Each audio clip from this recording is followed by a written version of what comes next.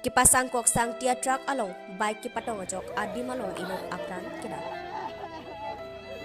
Bukajan PS Keparlo Japra Langso Mother Teresa Charity Mission Arai ihum Pulsar 150 a bike registration number AS0508423 lapen kipasang kok sang tia truck a number NL05D0015.